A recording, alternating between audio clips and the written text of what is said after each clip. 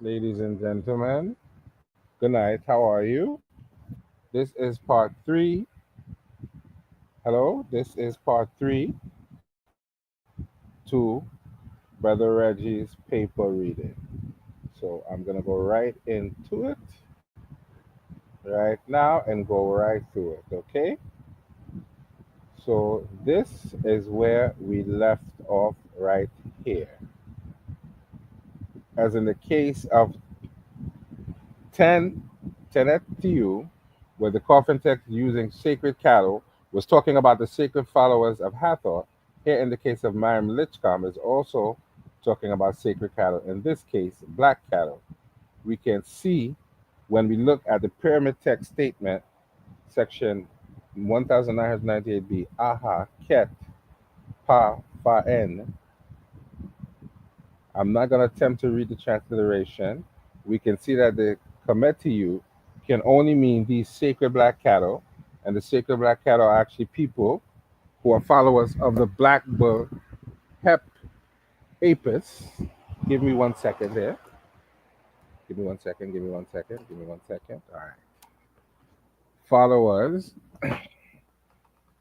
of the black bull Hep Apis. Traditional Egyptologists can argue that Kemetiu does not mean all black Egyptians, and that this is a special case for adherents of Hep or other black bull deities. However, there can be no argument that they are African people of ancient Kemet civilization, and there was no syncretism with African gods. Only publications such as Africology, the Journal of Pan African Studies, built by the Ma'ah, I'm sorry, I don't want to butcher that, can be continued by the Kemetu. Was Kemet directly applied to the people of Kemet civilization? The answer is absolutely yes. However, I want to show another case where color was applied to cold animals. To do this, the Chemglyph is important to review to make sure that in the context of Kemet, with this case sacred black cattle, that it does not mean people, or at least dark. The Kemet glyph is KM16. The glyph itself designates the color black, but is listed under the Gardner category of reptiles. The glyph is argued to be a burning piece of wood or crocodile skin or paw. So, Kem, in a concise dictionary of Middle Egyptian, this is the handwritten part here that says black. This is Faulkner's handwritten dictionary here. And then Kem in the Thesaurus Lingua Egypti.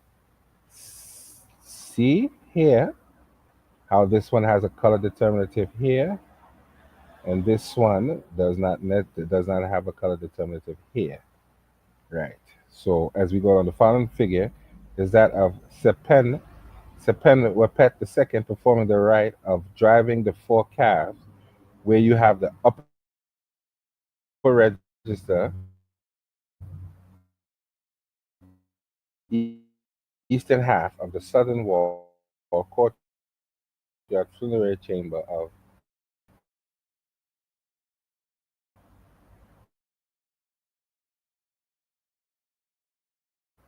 the dappled speckled bull wedge, that would be this one here. The red bull Gesheret, which is this one here. Okay, we see the same Chemglyph here that we just saw above in the TLA. At times, it could mean black, dark, and gray. Here, there is syncretism between the cattle, calves, and colors. A quick search of any Egyptian dictionary can confirm this, and an argument that Chem does not designate a color is useless. The calves are identified by color, so an argument that they are not becomes futile. The ancient people of the entire Nile River exercise a culture based on cattle worship. Ancient Egypt is the daughter and great and granddaughter of much more ancient African civilizations which were dependent on cattle. The ancient Kemet civilization elevated the cattle to divine. The color of the cattle was an important factor in the religion and culture of ancient African people, and the Kem black color was paramount in distinguishing sacred cattle.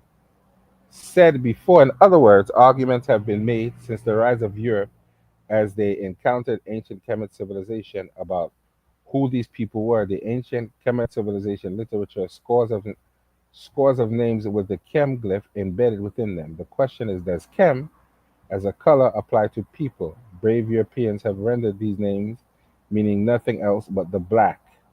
Edward Brovarsky, chapter False Doors and History, the Sixth Dynasty, 1 gives us an illustration of a primary. The figures below are of Pepi Hennekem. The grapheme chem is present in the figure. So let's go down here and take a look. As a reference on this, I leave this book, Encyclopedia of Ancient Egypt, New York, Facts on File. It contains at least a dozen of personal names with chem in them. Kakimu, Kem Waweb, Keminbu, so Bekem, Seth, the first through third, Takem, Dejert, Kemu Tef, Kem and Web, Kemsit, Neb Kemi, Nis Nisank, Kemi Pep Kem, Nisank. Right, so as you look in here, Pepi Kem and several more, the names are largely connected to the belief system, but also connected to the colors. So as you look in here, you'll see all these different names here. As we look here, we see an illustration here as well. This is the Kemble. Right. Now I think this would be.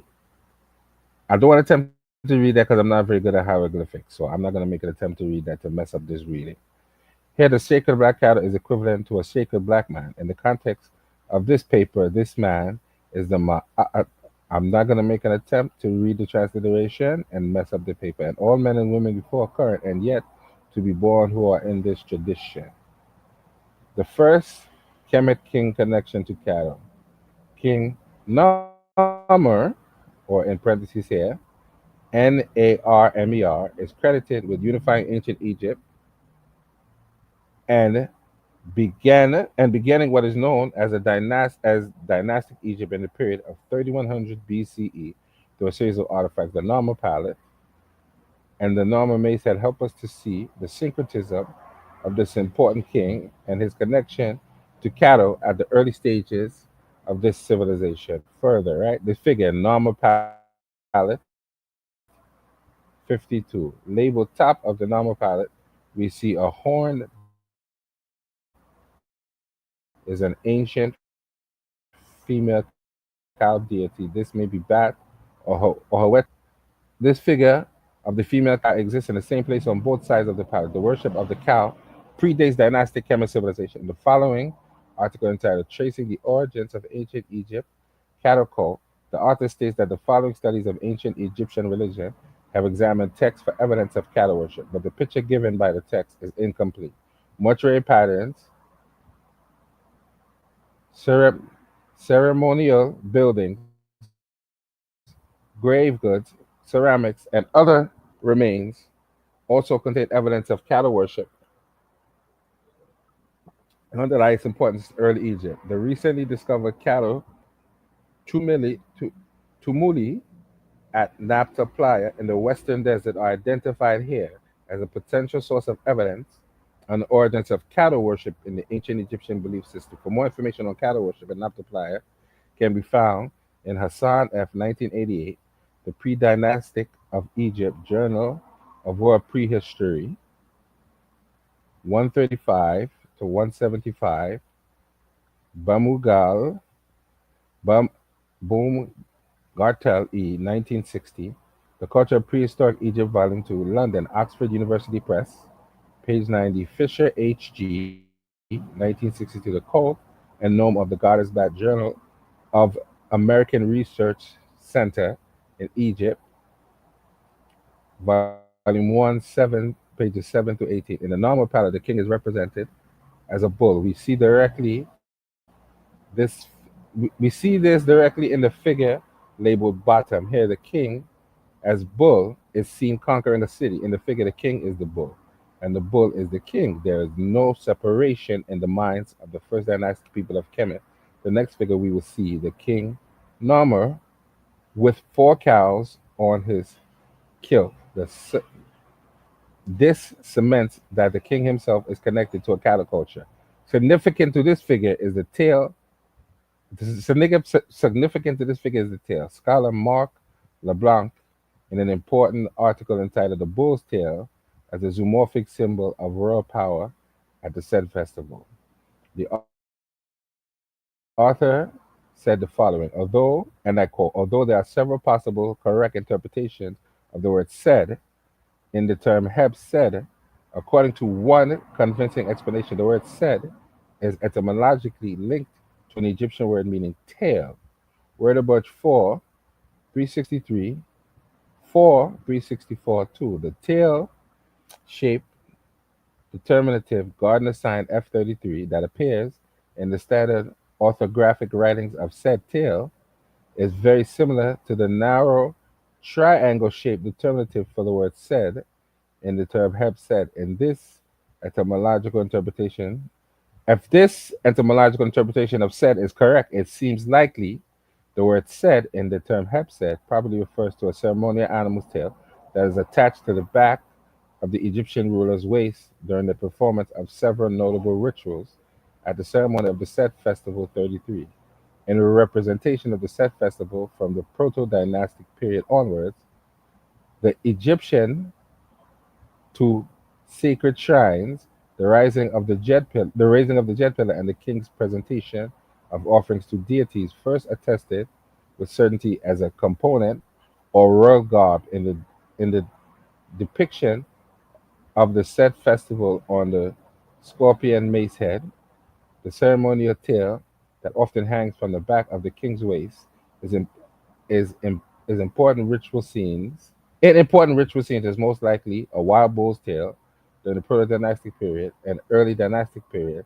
The bull's tail most often appears as a component of the Egyptian ruler's outfit during the performance of vigorous ritual activities such as the groundbreaking ritual, the hippopotamus hunt, the Koenig Slav, and its variant, the royal flowing run, the royal smiting ritual, the royal inspection of a defeated enemy combatant ruler, often wears a ceremonial tail while performing rituals requiring a heightened level of physical exertion. For example, during the temple foundation rites, the Koenig Schlaf, the king's visit on the battlefield, and the ritual shooting of arrows.